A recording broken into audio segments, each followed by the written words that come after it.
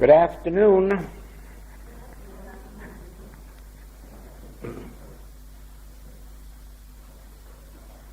Yesterday we took up the two important points: practicing the presence and the art of meditation. Meditation is that conscious act that takes place within us when I and the Father become consciously one. Now, the relationship is that I and the Father are one. This is a relationship that has always existed. This exists whether you are a saint walking the earth like Jesus Christ, or whether you are the sinner who was crucified for his thefts. I and the Father are still one. But in one case, that of Jesus, the relationship has been fully realized and thereby demonstrated. That is, in proportion as we consciously, knowingly are one with the Father, in that degree does it become literally true in our experience that all that the Father hath is mine. That is the relationship disclosed by the Master in the 15th chapter of John, where he tells us that if you abide in me, if you let me abide in you, the Word, truth, you will bear fruit richly, for you are the branch and I am the vine. And when we are one with I at the center of our being, then we are one with God, and the spiritual fruitage flows into visible expression. When we exist as human beings do, this relationship of oneness with God bears no fruitage. In other words, you are then as a branch of a tree that is cut off and withereth.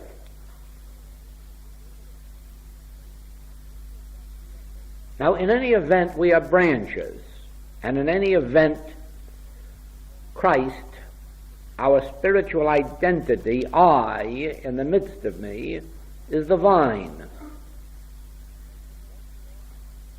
And therefore, my humanhood, which is the branch, when it is consciously connected with the I that I am, is then one with God. And God, through Christ, through the I that I am, manifests this spiritual harmony, health, wholeness, completeness, perfection, joy, peace, dominion, abundance, as spiritual fruitage.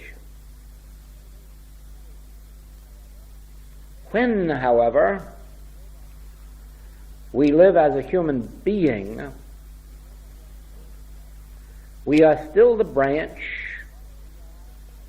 but we are as if we were a branch cut off that withereth, because the connecting link with God is consciousness. The connecting link with God is knowing the truth. Ye shall know the truth, and the truth shall make you free. The connecting link, remember, is not worshiping in holy mountains nor holy temples. The connecting link is not going through ceremonies, rites, or rituals. The connecting link is, ye shall know the truth, and the truth shall make you free. And the truth that you know is your conscious realization of your relationship to God. At first, you may only know this with the mind. That is, you may hear it from somebody's lips, or you may read it in somebody's books. If you have been prepared by God, what you have heard or read will ring true to you. It will seem to you as if, this is it. This is what I have sought. This is what I have known. Then you are at the first step of your demonstration, because now you have at least with the mind been led to the truth, but by the grace of God you have been prepared to receive it so that you can take the next step. And the next step is the one that is conscious realization of your oneness with God, and that takes place through meditation or in meditation. Since meditation is not natural or normal to the Westerner,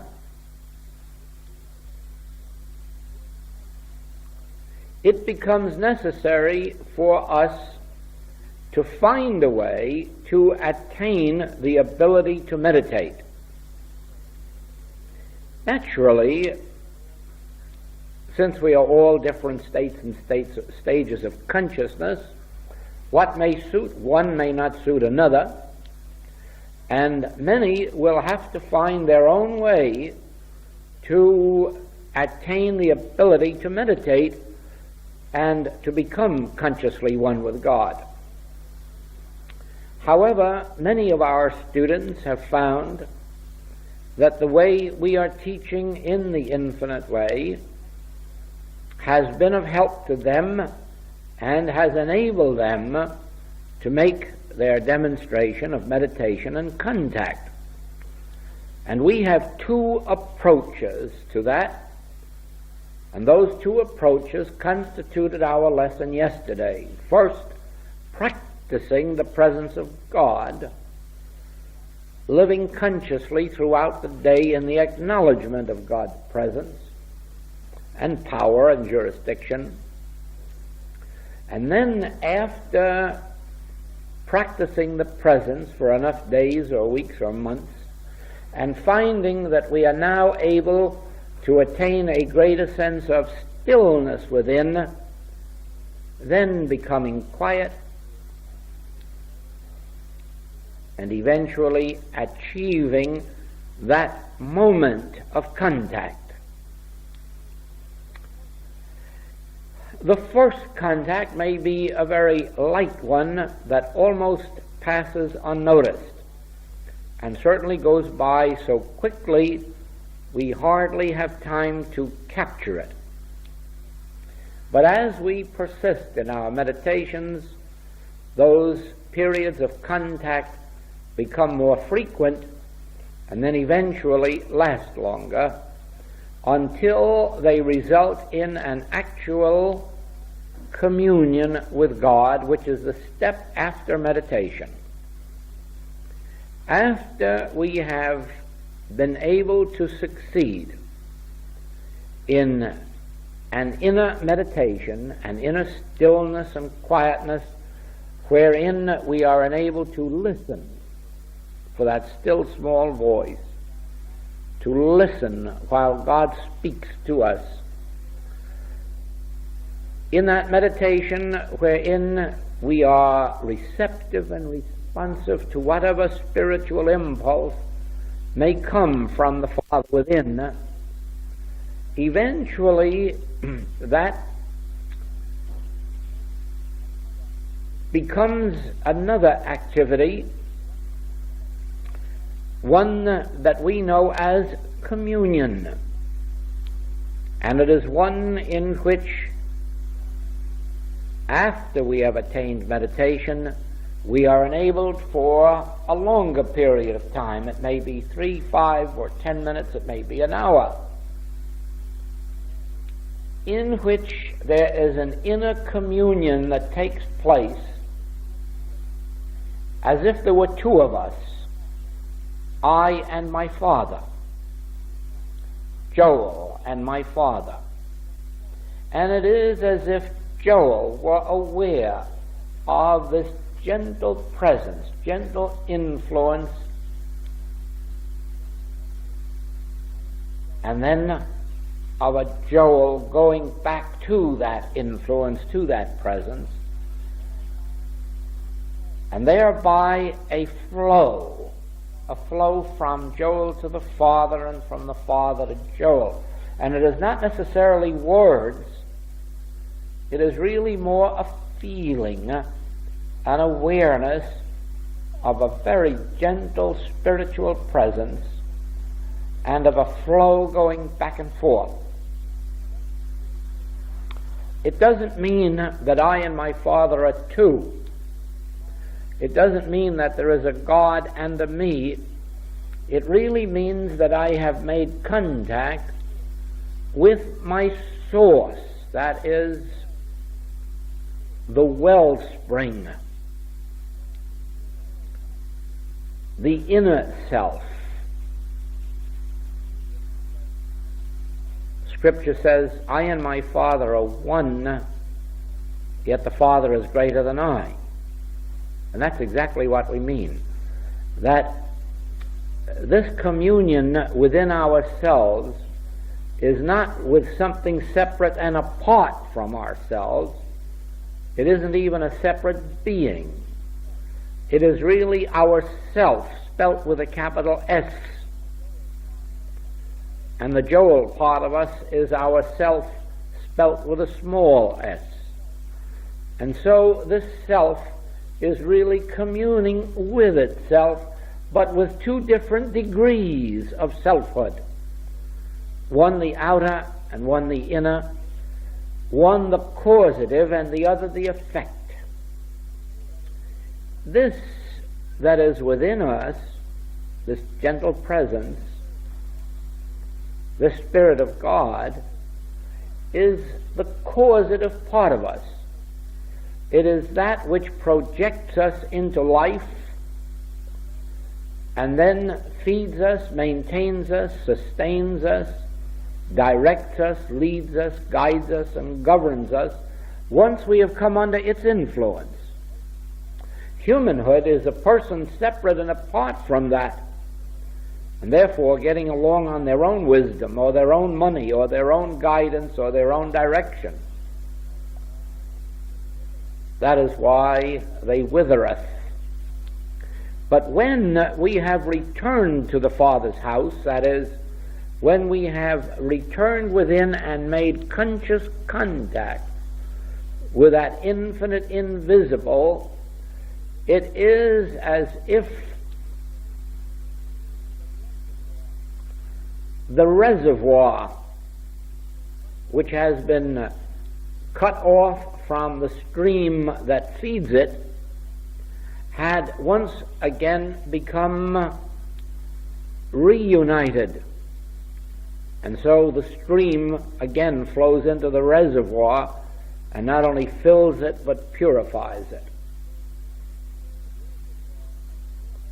A reservoir of water would soon stagnate and also diminish if it weren't continually being fed by a stream. So with us, we would soon starve spiritually and eventually physically if it weren't that we are fed from an inner stream of life, a wellspring of water. But as humans, we aren't. As humans, we're cut off from it. And that is why we have problems. That is why we have discords. Because we are getting along without the source of life, the source of harmony. But first of all, through this practicing the presence of God, which means through acknowledging Him in all our ways, which means keeping the mind stayed on God, which means recognizing God as the source of our good, as the omnipresence and omnipotence of our experience.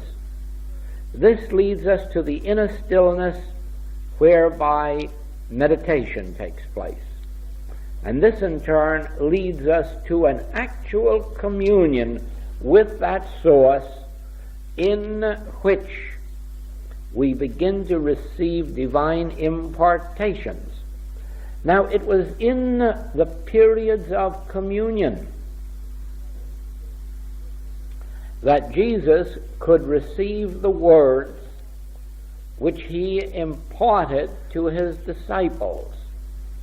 Now let us think for a moment of some of these words so that we can accept the lesson that He was giving them. I am the bread of life. I am the wine and the water. I am the resurrection. I am life eternal. I will never leave thee nor forsake thee. I will be with thee unto the end of the world. I go before thee to prepare a place for thee.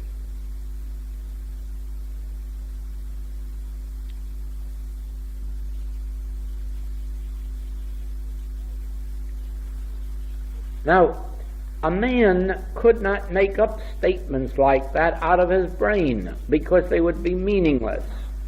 In fact, they would be as meaningless as the interpretation that has been placed on them by the church. They would have you believe that Jesus is the way, the truth, and the life, and the resurrection, and the bread, and the wine, and the water, and never once did he make such a statement. There isn't one single recorded statement in all scriptural literature that would even imply that he meant such a thing, because over and over and over he said, I can of my own self do nothing. If I speak of myself, I bear witness to a lie. It should have been made clear then that when he said, I am the bread of life, that is exactly what he meant. I am. Not Jesus is. You would be horrified if you heard someone said, Mary is the bread of life, or Joel is the bread of life, or James is the bread of life. You would know better than that, because you know that God is no respecter of persons, that God could never set aside one person as being different than every other person who is the child of God. And so it is that you must understand that Jesus was giving us the absolute spiritual truth which he had received of his Father. This doctrine is not mine. I'm not inventing it. I'm not making it up.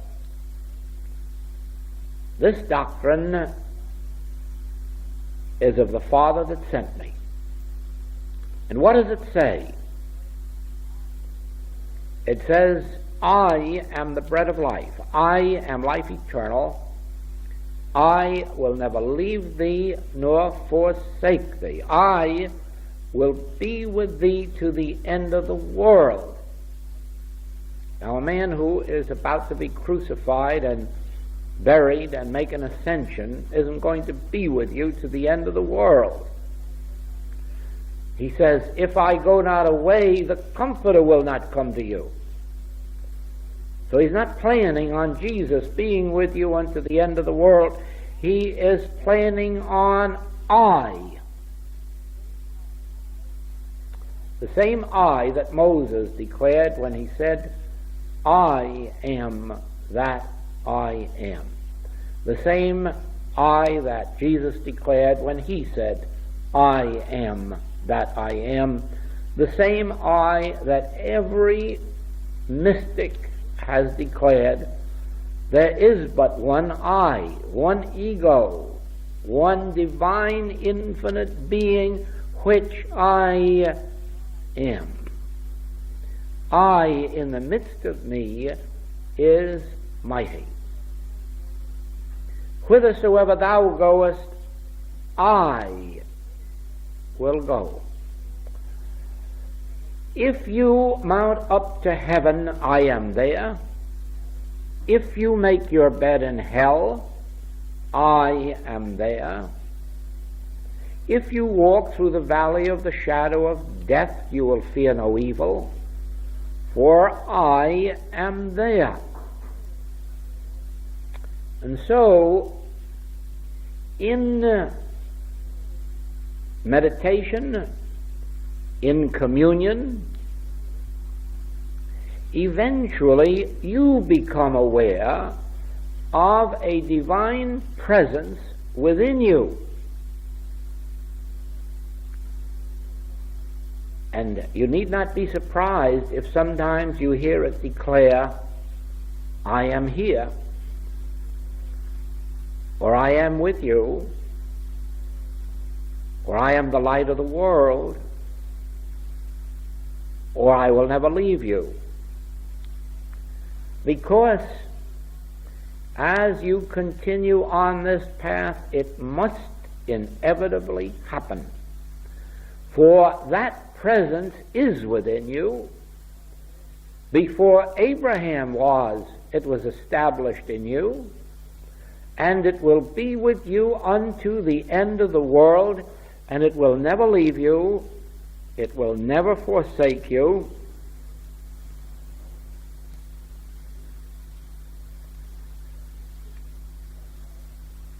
The reason that this truth was lost was because it could be misunderstood, misinterpreted, and violated. When Moses received the great illumination, I am.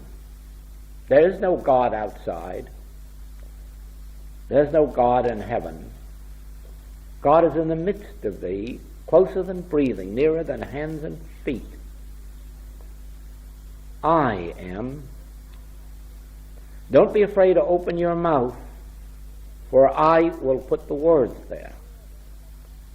And he became aware then that that word I meant this mystical presence, this divine presence, the spiritual I that I am.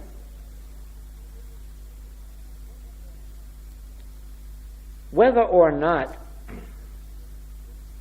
he was immediately given the wisdom to know that this must never be told to human beings, we don't know.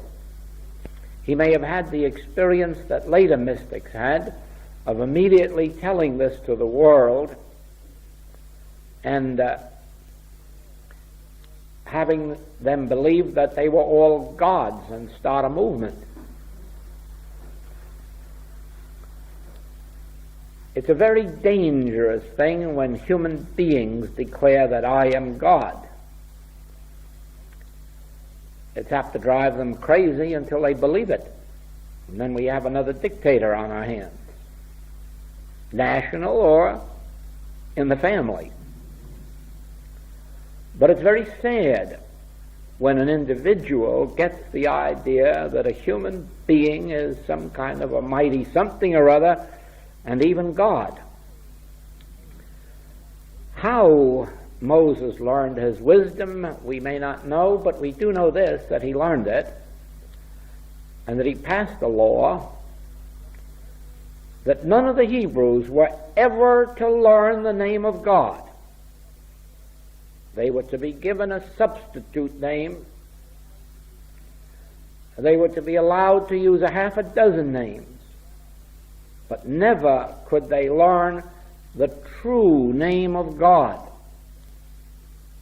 And that not even the priests to whom the name was revealed were to be permitted to voice it unless they were locked up in that inner sanctuary, that Holy of Holies,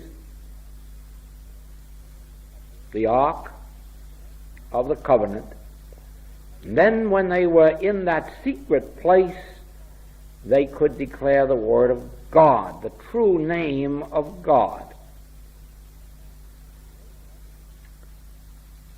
Later, when King Solomon learned this great name, it enabled him to be the wise man of his day and the richest man of his day, and to show forth to the world all of the wisdom, all of the might, all of the wealth that had come to him through the knowledge of the secret name. And he wanted to impart it to others, but he set a high price on it.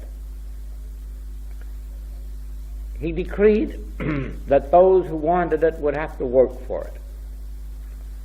And they would have to work until he was satisfied that they were ready to receive this word. Now you know what he meant by being ready. It didn't mean that they had had so many years of study or practice, but that they had attained a state of consciousness in which you could breathe that magic word without sending them out immediately trying to be gods.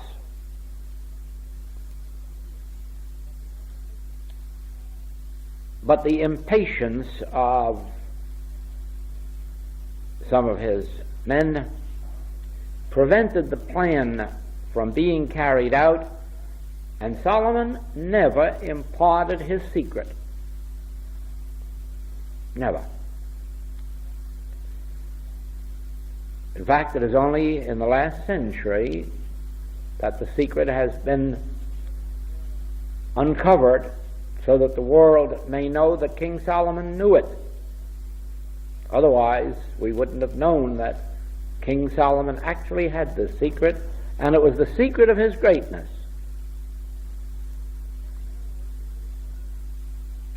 Now,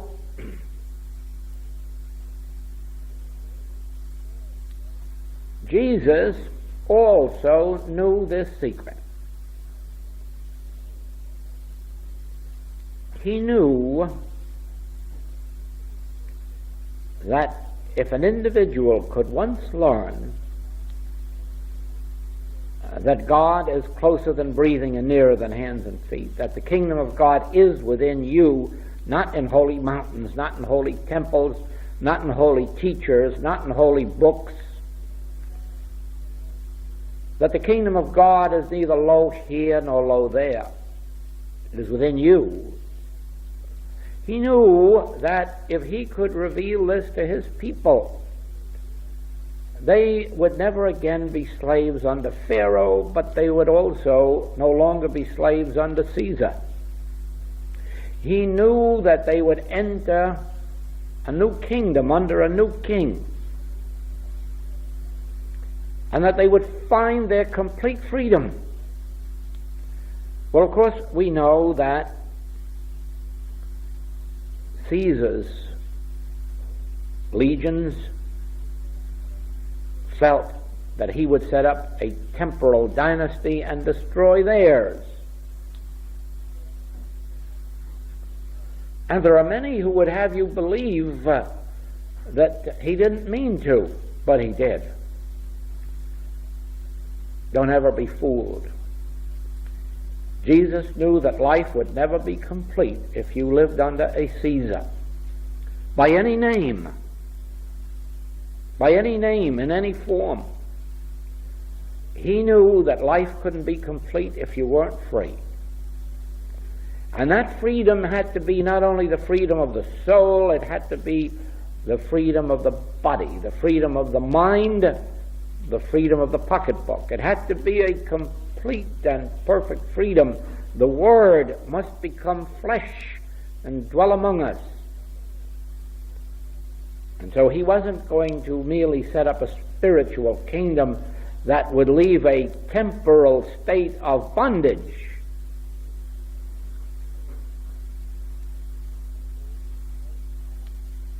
The Hebrews, those of the hierarchy,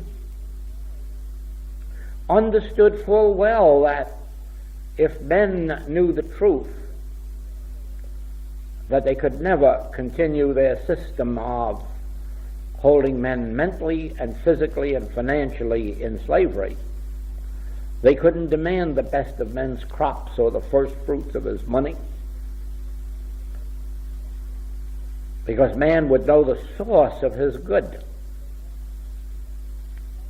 And he'd no longer have to buy the favors that a hierarchy can hand out in the form of prayers or whatever it is that they believe to be of value. And so the master went among his people doing the most daring thing that had ever been done on the face of the earth since time began.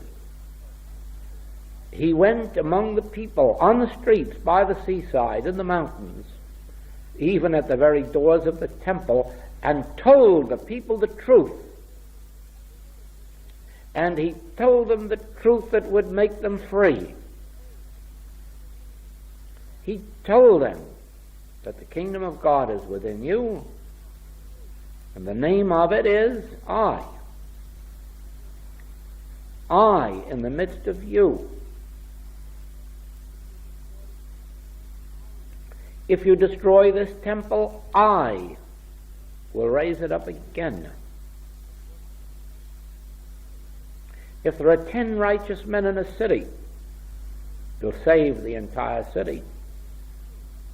If only there are a few who know that there is a mystical, spiritual, infinite, divine presence within us, and that it has a still small voice with which it can speak to our awareness, even into these ears. And it can say to us, I will never leave thee. As I was with Moses, so I am with thee.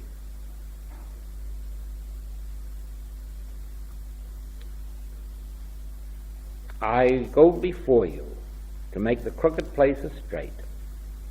I go before you to prepare a place for you. I am the resurrection and the life. I, in the midst of thee, am mighty. And so, because he revealed this truth, he was crucified. Crucified because that was the penalty for his particular crime.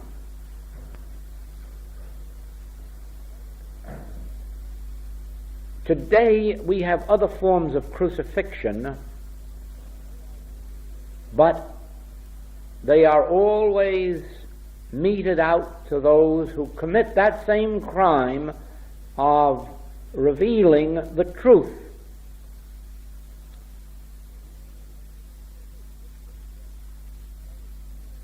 The difference today is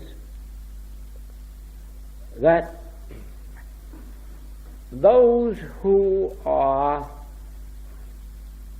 declaring this truth openly in plain language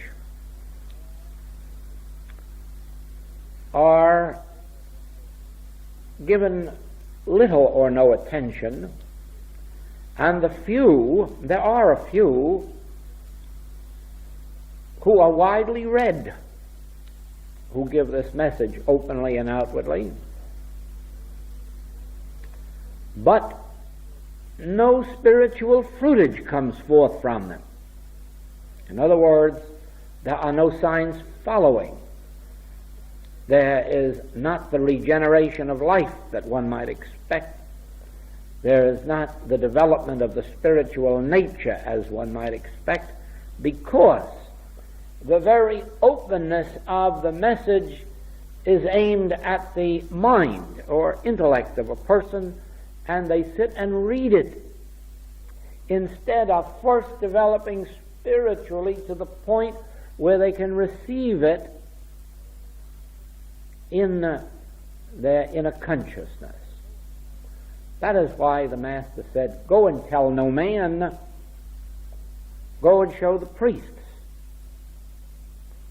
That is why in our classwork, our students are given this message, but they are asked and begged and pleaded with not to go out and talk it, reveal it, or give it to anyone, but to let each be prepared in their own way until they reach the point of receptivity in which they can accept it and not go away with the mind of an egomaniac. While human beings declare, "I am God, I am spirit," or even "I am spiritual," you may be assured of this, that they are missing the entire point, and thereby losing the opportunity for the demonstration of their true identity, which is Christhood. The person who says, "I am Christ," is a liar.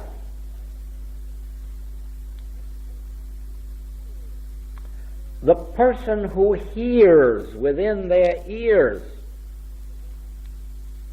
"Knowest thou not, I am God?" That person hears truly and has had their Christhood revealed to them.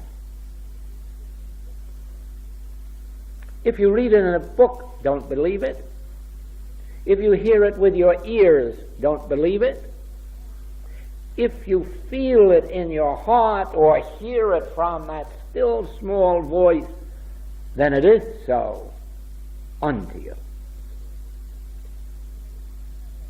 For this reason, you may never reveal this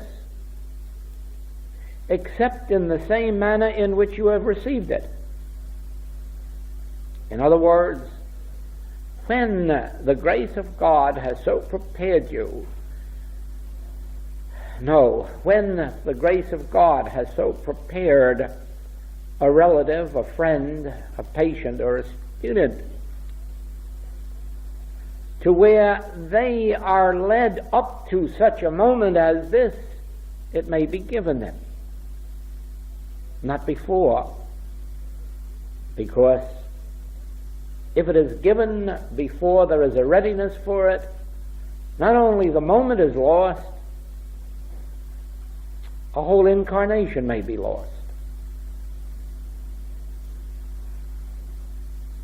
When we are willing for those who are led to us to be led step by step, gently, peaceably, calmly, until in such moment as this, the revelation is given them, sometimes not even in words. Sometimes in a meditation it's revealed to them within their own being. Often the teacher has no need ever to say these things in words to a student.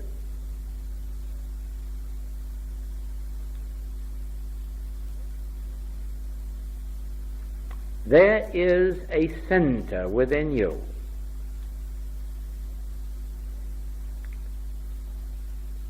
There is a Christ. There is a presence. There is a Son of God. And it is your true being and your true identity. And when you say I, ordinarily you mean I, Joel, Bill, Mary. You are using the word in its limited, finite sense, and you have no right to declare divinity for it. But as you learn through practicing the presence and meditation and inner communion to be still and say, "Speak, Lord, thy servant heareth. I will listen for thy voice," until from within there comes an impartation like this, then you will know that this is truth. Then it is as if a seed of truth were planted in you. And this must be kept as sacred and as secret as the seeds you plant in the ground.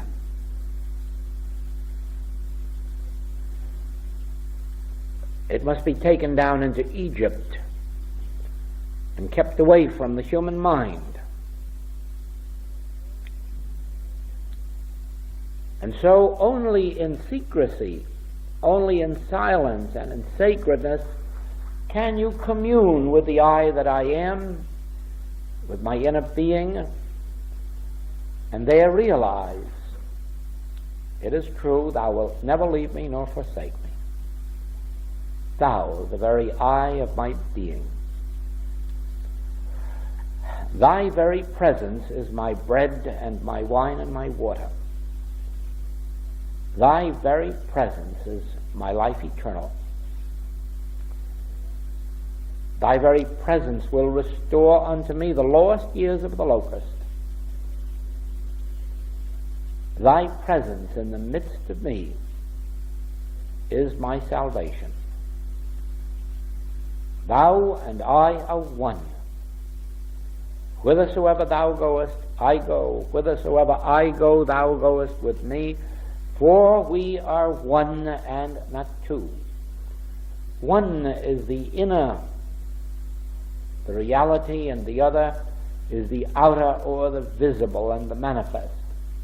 But we are one, and I am fed from within. I am supported and maintained and supplied from within. My strength is from within. My eternality is from within. My wisdom, my life, my love is from within. I do not look to man whose breath is in his nostril, though I'm certainly happy to share with all those on my path.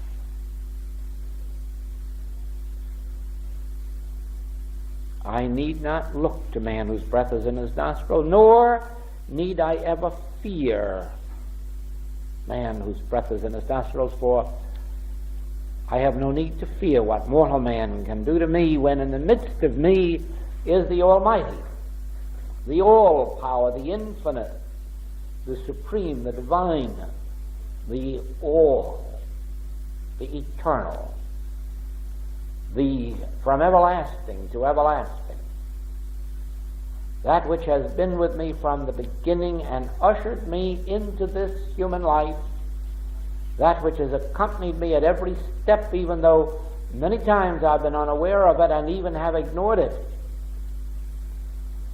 Yet it has always been closer to me than breathing, nearer than hands and feet, awaiting my recognition. And I know now that it not only will be with me forever, it will go before me even while it is being with me. And it will prepare every place into which I travel, near or far, here or there.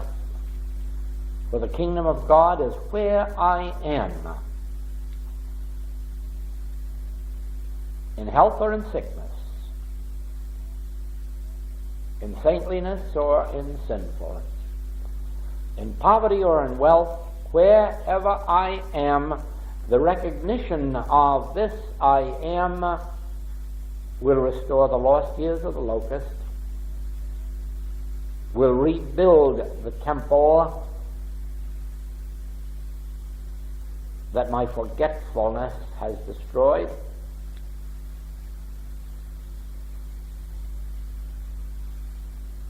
It forgives 70 times 7 every sin and every offense.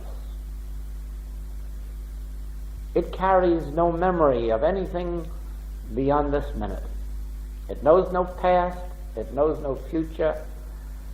It is the now of my existence, in which, even though I was scarlet, I am, in this instant, white as snow.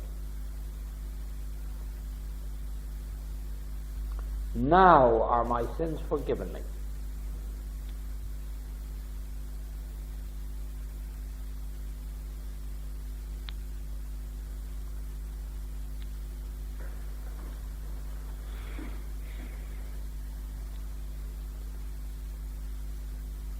You see, the first and greatest sin is the sense of separation which has come between us and the divinity of our being. Therefore, the first sin to be overcome must be that sense of separation. And the only way in which it can be done is, ye shall know the truth. And the truth is that thou art closer to me than breathing, and nearer than hands and feet, and thou art, and I am, and we are one. And all that thou hast is mine. All that thou art, I am, for we are one. Then a mistake has crept into the theological life of the world. It's a mistake that had its beginning in paganism, and because it was so strongly entrenched, it came across into Judaism, into Christianity, and now it is accepted in all of the teachings of the world, ignorantly, of course.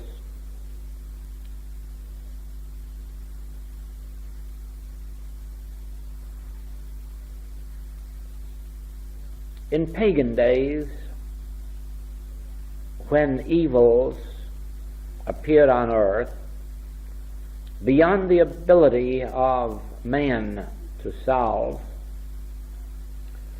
they turned to an unknown God. They turned in hopes that there was something greater than humanhood, something that could come to know of their distress and have the power to alleviate it. And thus began this paganistic practice of praying to God for help, for supply, for health, for whatever it was that seemed to be absent, protection, safety, security.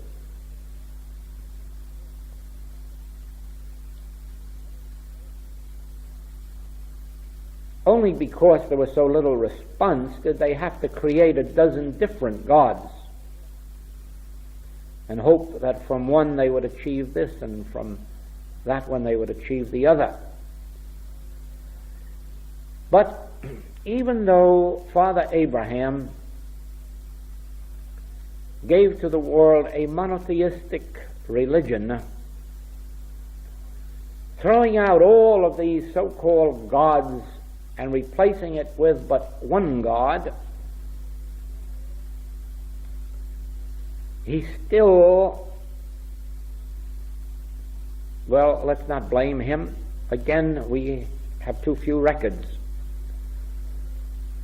We may not blame him, but at least we can know this, and do know this, that the Hebrews went to that one God in the same way that the pagans had gone to 12 gods. They went for the same things: safety, security, my supply, my help, save my troops, kill my enemies. They perpetuated the work of the pagans, only appealing to one God instead of a dozen. And so this same practice now permeates all religions, and the attempt is made to go to God, to have God do for us what we have failed to find a solution for ourselves. Therefore, it's much easier to say, well, I just don't know how to do it, God, now you do it, than it is to persist in finding a solution. Now, all of this is based on the premise that made us humans to begin with. And that is the acceptance of a belief in two powers. That is what drove the divine spiritual Adam and Eve out of the Garden of Eden. They accepted a belief in two powers, the power of good and the power of evil. The moment they did, they were no longer in Eden, they were out in the world of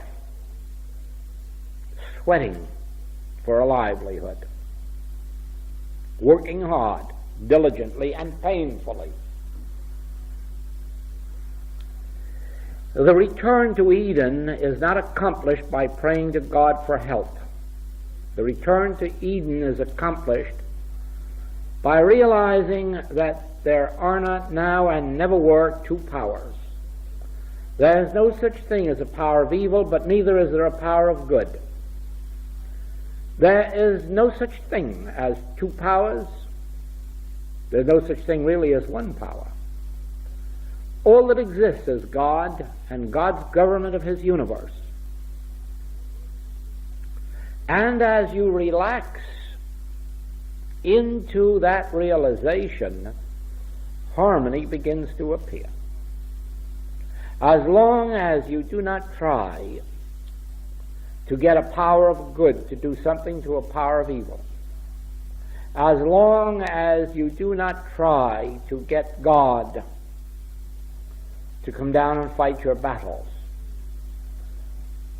as long as you do not try to have one power do something to another power,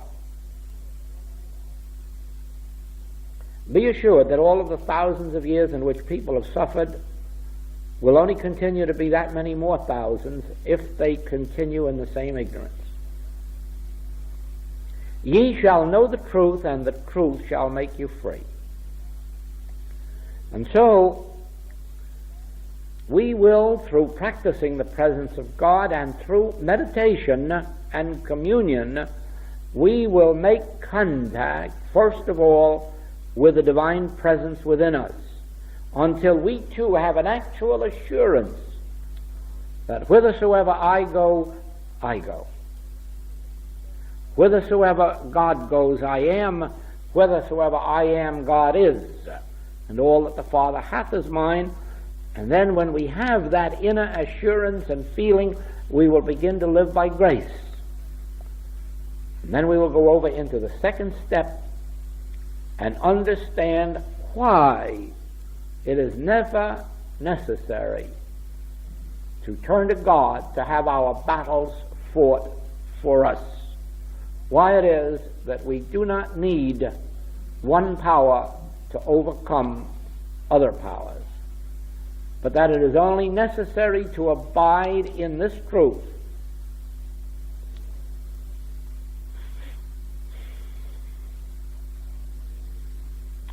They have only the arm of flesh. And as we rest in that truth, we prove it. And that's what we will take up at our next lesson. Thank you.